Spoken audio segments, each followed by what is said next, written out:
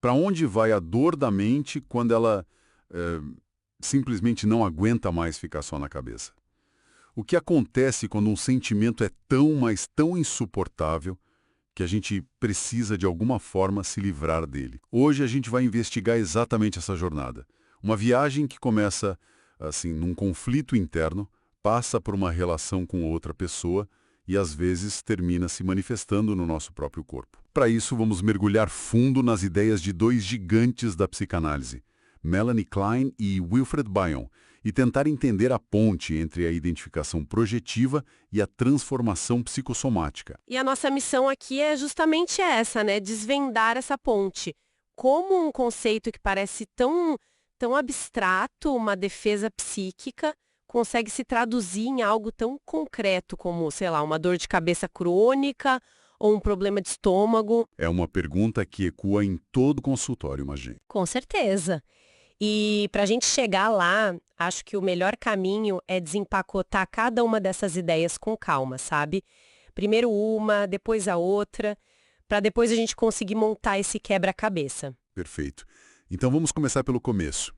Eu sempre ouvi falar de projeção, aquela coisa mais batida de você está projetando suas inseguranças em mim. Uhum. Mas o que as fontes trazem sobre identificação projetiva, nossa, parece ser algo muito mais intenso, quase invasivo. Qual é a grande virada de chave aqui? Olha, a virada é total. Projeção simples é como você jogar uma bola em alguém. Você joga e, bem, pronto, a bola está lá com o outro. Certo. A identificação projetiva, na visão de Klein, é muito mais complexa.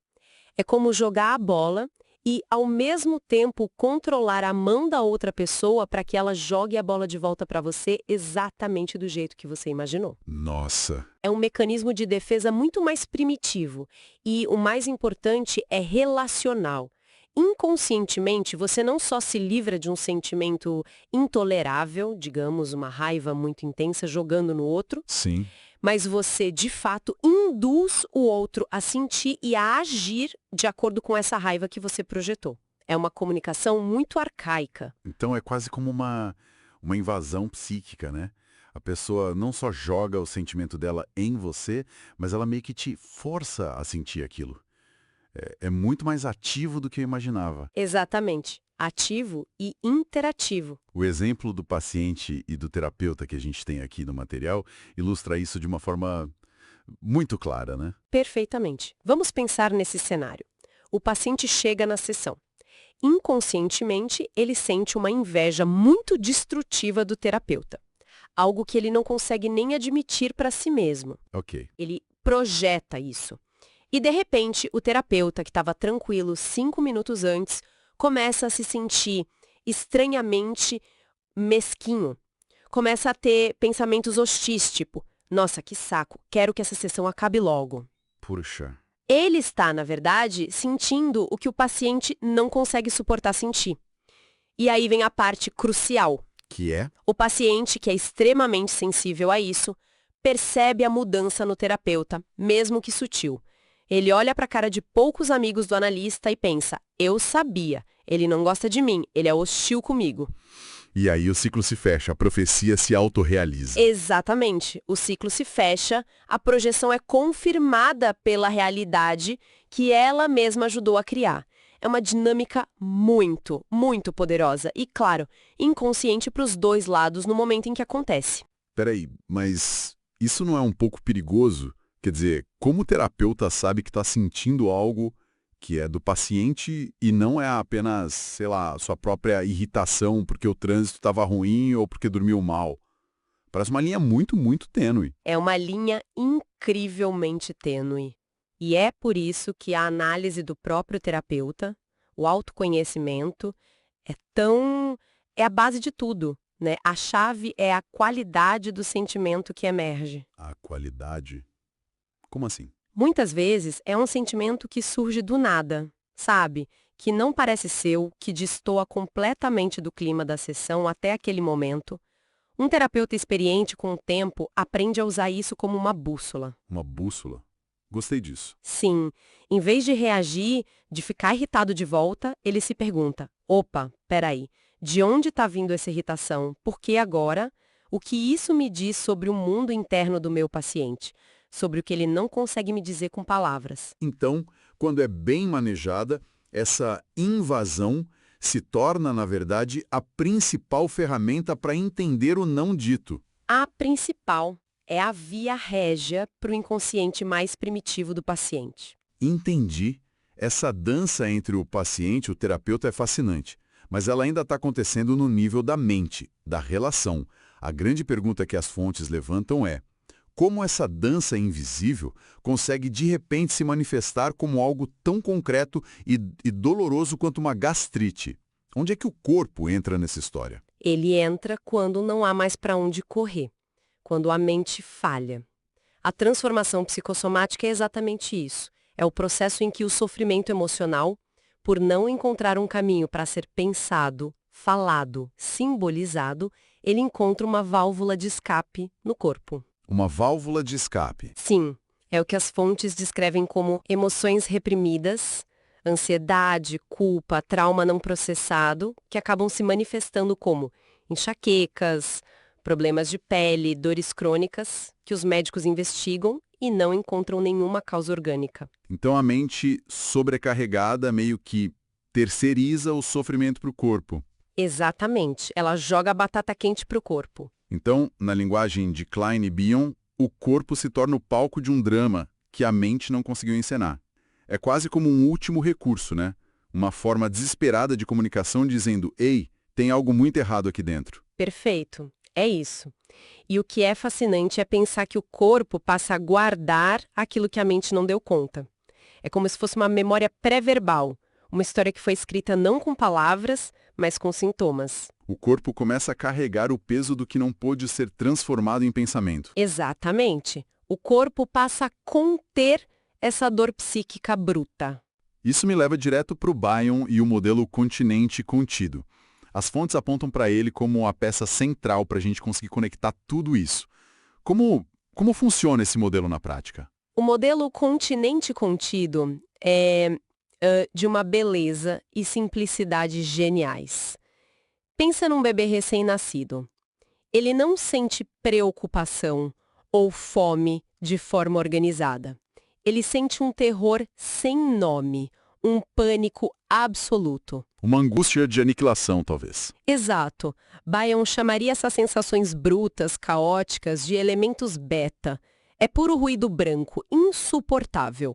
Sozinho, o bebê não pode fazer nada com isso. Ele vai se desintegrar. Certo. O que ele faz? Ele usa a identificação projetiva. Ele projeta esse terror na mãe ou no cuidador. A mãe, no cenário ideal, funciona como o continente. Ela tem uma capacidade que o bebê não tem. A capacidade de pensar, de sonhar, de amar. Ela consegue segurar a angústia dele. Ela segura, ela acolhe esse ruído branco. E com a sua capacidade de pensar, ela o transforma. Ela decodifica. Ela olha para o bebê e pensa: ah, ele está com fome. Ou ele está com frio. Ela calma, alimenta e devolve ao bebê uma sensação de segurança. Ela devolve um sentimento de que está tudo bem, foi só fome, já passou. Ela transformou o ruído em música. Que analogia perfeita, é isso. Ela transformou o ruído, os elementos beta, em música, em algo com sentido, com significado aos elementos alfa. E é esse processo que, repetido milhares de vezes, constrói na criança a capacidade de, um dia, pensar sobre o que ela mesma sente, de ser seu próprio continente. Que fantástico! O ruído que vira música.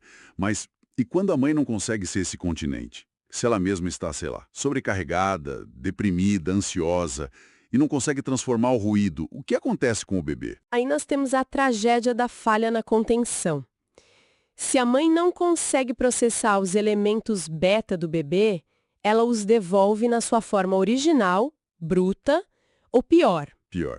Pior, às vezes ela devolve o terror do bebê acrescido da sua própria ansiedade, do seu próprio desespero. O bebê projeta uma angústia e recebe de volta um pânico em dobro. Nossa! O que ele aprende com isso? Ele não aprende a pensar sobre suas emoções. Ele aprende que suas emoções são aniquiladoras, que elas destroem a ele e ao outro. O seu mundo interno não se organiza, ele se fragmenta, se parte. Esperem então, deixa eu ver se eu entendi a implicação disso. O que está dizendo é que, segundo Bion, uma dor crônica nas costas de um adulto hoje pode ser um eco dessa angústia de bebê que nunca foi abraçada, nunca foi transformada pela mãe. É exatamente essa ponte que Bion nos ajuda a construir. O corpo literalmente carrega o fardo de uma dor emocional de décadas atrás. É essa a hipótese. Se a mente nunca desenvolveu a capacidade de conter e pensar sobre esses estados brutos, para onde eles vão? Eles não somem, eles ficam no corpo. O corpo se torna um continente substituto. Mas um continente que não funciona direito.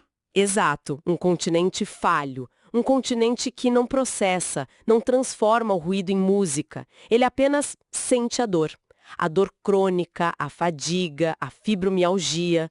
Na visão bioniana, podem ser os elementos beta, o ruído branco, se manifestando diretamente na carne décadas depois. O corpo tenta conter o que a mente nunca aprendeu a conter. É uma ideia muito, muito poderosa. E a Melanie Klein, com o conceito de posição depressiva, ela adiciona outra camada a isso, certo? Como a culpa entra nessa equação toda. Sim, a posição depressiva é outro marco do desenvolvimento. É o momento em que o bebê para de ver o mundo em preto e branco, a mãe boa, que gratifica, e a mãe má, que frustra, e começa a perceber que elas são a mesma pessoa. A mãe é um objeto total, com partes boas e más. Exatamente. A mesma mãe que o ama e o alimenta é a que o frustra, a que diz não. E essa integração é muito dolorosa, porque aí surge a culpa. A culpa pelos próprios ataques. Pelos ataques de raiva, de ódio, que ele dirigiu à mãe má. Ele se dá conta de que atacou a mesma pessoa que ele tanto ama e de quem depende. Surge o medo de ter estragado, de ter destruído essa pessoa. E com isso, o desejo de reparar. É um passo gigante na maturidade emocional. E se a pessoa não consegue dar esse passo? Se ela fica presa nesse ciclo de ataque e culpa? A fonte diz que uma culpa não resolvida pode levar a uma identificação projetiva massiva. Exato, a pessoa tenta se livrar daquela culpa esmagadora, daquela angústia depressiva, projetando-a nos outros. E aí voltamos ao começo. Voltamos ao começo. E se essas projeções enormes de culpa e agressividade também não encontram um continente, um parceiro, um amigo, um terapeuta, que ajude a processá-las, o ciclo se repete, a pessoa se sente cada vez mais fragmentada, e aí a pergunta volta: como essa confusão toda vira uma gastrite? E a resposta, segundo o material que a gente tem, é que a própria Klein sugeriu essa via. Ela percebeu que a experiência interna dessa culpa, dessa ansiedade de ter destruído o que se ama, pode se tornar tão concreta, tão insuportável, que ela vira corpo. Ela se corporifica. Isso. O sintoma físico, nesse caso, não é aleatório. Ele é a própria culpa ganhando forma. É uma comunicação desesperada de um conflito que não achou palavras para ser dito. É a angústia depressiva se manifestando somaticamente. Fica muito claro que o tema recorrente aqui é essa falha na contenção. E a ideia de Bion de que os sintomas psicossomáticos são um tipo de pensamento que deu errado. Nossa, isso é muito forte. É como se o corpo estivesse pensando no lugar da mente. É exatamente isso. O corpo fala de forma muito concreta e muitas vezes dolorosa aquilo que a mente ainda não conseguiu transformar em símbolo, em palavra. Bion diria que o corpo está sofrendo de um excesso de elementos beta não digeridos, não metabolizados. E isso se conecta com casos de trauma, né? Totalmente. Isso é especialmente visível em histórias de trauma precoce, de negligência na infância, onde a capacidade de pensar simbolicamente, de dar sentido à dor, foi severamente danificada desde o início. O aparelho de pensar não foi construído. E o conceito de cisão de Klein, o splitting, que você mencionou, também ajuda a gente a entender isso. Aquela tendência de dividir tudo em bom ou mal, 8 ou 80. Uhum. Isso é como num relacionamento, quando num dia a pessoa é o amor da sua vida e no dia seguinte, depois de uma briga boba, ela vira um monstro na sua cabeça. Esse tipo de pensamento que, se for o modo padrão, pode acabar rasgando a gente por dentro. Perfeito, é exatamente esse o exemplo. Viver nesse mundo interno sentido, caótico, de extremos, gera uma tensão psíquica brutal. E essa fragmentação, essa guerra civil interna, pode se corporificar. Como? Uma pessoa pode somatizar, por exemplo, o sentimento insuportável de ser má ou defeituosa. Essa parte má, que ela não consegue integrar, que ela cindiu e projetou, mas que volta, ela passa a habitar uma parte do corpo, que adoece. O corpo passa a carregar literalmente o peso dessa parte rejeitada de si mesmo. Exato. O corpo se torna o depositário do que é insuportável na psique. Certo. Vamos tentar amarrar tudo isso, então. No fundo, qual é a relação essencial entre a identificação projetiva, essa dança relacional, e a transformação psicossomática, o sintoma no corpo? Olha, eu diria que a identificação projetiva é a ação, é o que a psique faz para tentar lidar com o sofrimento. Ela tenta evacuar, se livrar do sentimento ruim. É o mecanismo. É o mecanismo. A transformação psicossomática é uma das consequências possíveis quando essa ação falha. Falha porque não houve um continente para receber, processar e devolver o sentimento de uma forma mais branda, mais pensável. Ou seja, o material que foi projetado, a raiva, culpa, angústia, acaba voltando para a pessoa, mas como não pode ser pensado, ele decanta no corpo. Seria isso? Exatamente, uma ótima imagem. Ele decanta ou fica preso no corpo porque o aparelho para pensar sobre ele nunca se desenvolveu direito ou em algum momento entrou em colapso.